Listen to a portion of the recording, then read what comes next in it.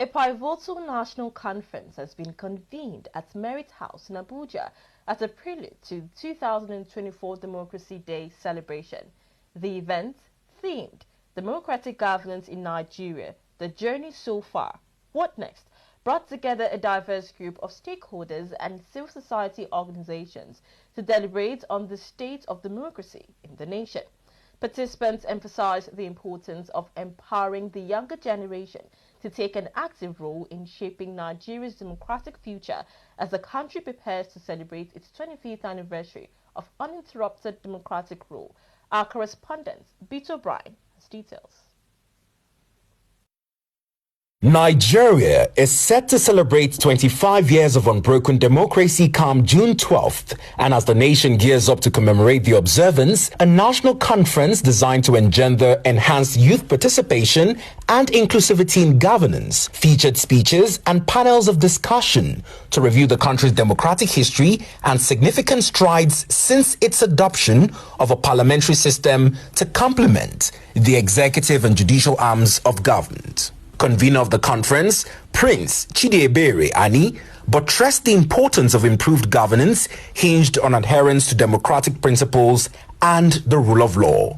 We need to organize a conference to create awareness among all the youth in Nigeria to come together to talk about our great country, Nigeria, to talk about how we're going to be changing the narrative positively. And this is the reason why we have created this platform for us to be able to reach out, to talk about the mandate of the Mr. President, to talk about your mandate, to also talk about the mandate of the people. Federal Commissioner, Federal Character Commission, Honorable Mrs. Gini Kato, encouraged youths to emulate our heroes past in playing their roles in a quest for a better nation. I don't want to hear youths are not ready. They are very ready.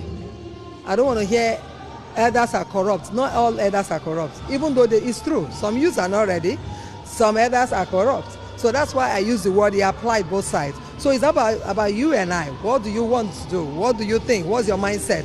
Are you going to leverage on the situation at hand? However, if it's not looking good, are you going to leverage on that to decide what your life becomes? Or are you going to think out of the box to see how you can join the administration to change the narrative?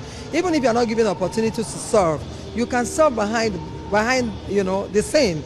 All hands must be on deck to the formation of our country. If we can put our hands together, America will tell you, what can I do and what I can do for an American? They'll come out, they see it as celebration, they see it as a thing of pride. Yes, it's indeed a thing of pride and joy. To be involved in political democratic institutions, structuring institutions, respecting the rule of law.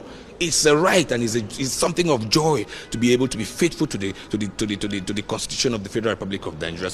Late Chief MKO Abiola and Hajiyat Kudirat Abiola received posthumous awards for their symbolic role in the nation's democratic struggle.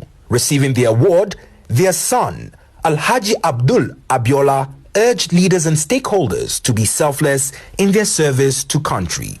Very challenging. I'm sure I don't have to tell my brothers and sisters what Nigeria looks like today compared to what it looked like in 1993 when my father was saying farewell to poverty. Obviously, things are a little bit more difficult. Things have changed. But I still sense that hope. I still think that Nigerian people still have that energy. Hopefully, with the right kind of leadership, with the right kind of policies, things will start to be done in the right direction. In the spirit of democracy and love for country, Nigerians have been reminded that the office of the citizen is important in holding leaders accountable and also in contributing their quota in building the Nigeria of our dreams. From the nation's capital, Bito Bryan, ADBN News.